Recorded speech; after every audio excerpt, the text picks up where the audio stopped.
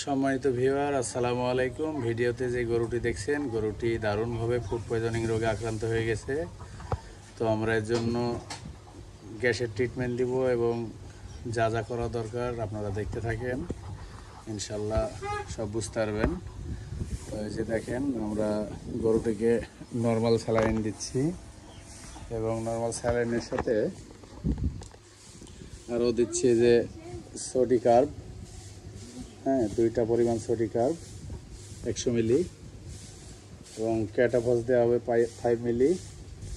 তো মূল বিষয়ে আসি, গরুটি যে কারণে আক্রান্ত, গরুটি নর্মালি জন্মগতভাবে একটু দুর্বল, স্টমাক অতটা শক্তিশালী না, আর আপাতত কাঁঠাল খাওয়ার বাহানায় আর কি অ্যাসিডিটি। হ্যাঁ, তো ফলমূলের মধ্যে কাঁঠাল, আমের চোচা, এগুলো অ্যাসিডিটির প্রধান কারণ হয়ে যায় অনেক সময়।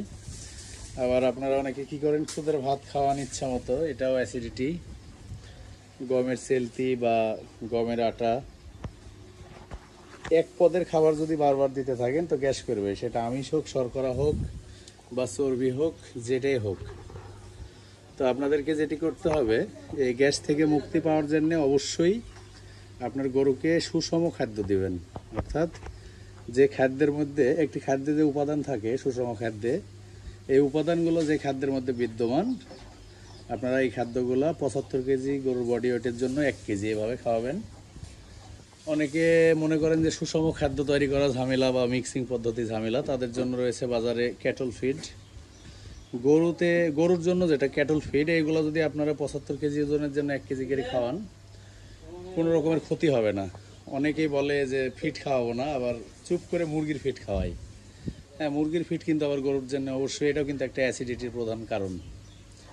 তো আমাদের দেশে যে সকল গরু ছাগলগুলো অ্যাসিডিটিতে আক্রান্ত হয়, এদের ম্যাক্সিমাম ক্ষেত্রেই হয় কি, খাবারের অনিয়মের কারণে হয়। আমরা যখন যেটা দিই সেই মাপের খাবারগুলাই বেশি পরিমাণে পড়ে। আর অ্যাসিডিটি বা গ্যাস এটা একদিনে হয় না।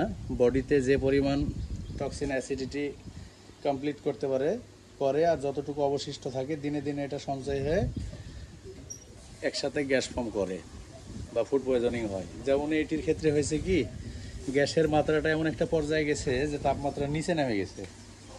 তো ব্লাড পর্যায়ে গ্যাস, তার জন্য আমরা সোডিকার্ব দিব পরিমাণ মতো, ক্যাটাফস দেবো, অ্যান্টিহিস্টা দিব এবং মুখে খাওয়ানোর জন্য সোডা বা ববিভেট, ববিকিওর, যাই হোক দিতে হবে। তো ইনশাল্লাহ গরুটি পরবর্তী সময় আমরা সুস্থ যদি আল্লাহ পাক করে তো আপনাদেরকে দেখাবো। এই গরুটির আশা আমি প্রায় এক রকমের ছেড়ে দিয়েছিলাম। এখন থেকে 2 ঘন্টা আগে একবার দেখা হয়েছিল, এখন অনেকটা স্বাভাবিকে দেখে আবার এই যে full set up, saline set up ফুল দিচ্ছি। তো এটা আমাদের শেষ চেষ্টা, আল্লাহ যদি চাই তো ফিরিয়ে দেবে, আর যা হয় হবে ইনশাল্লাহ। সকলে দোয়া করবেন গরুটির জন্যে। সকলে সুস্বাস্থ্য কামনা করে শেষ করছি আমার ছোট্ট শটটি। আল্লাহ হাফেজ, ভালো থাকবেন সবাই।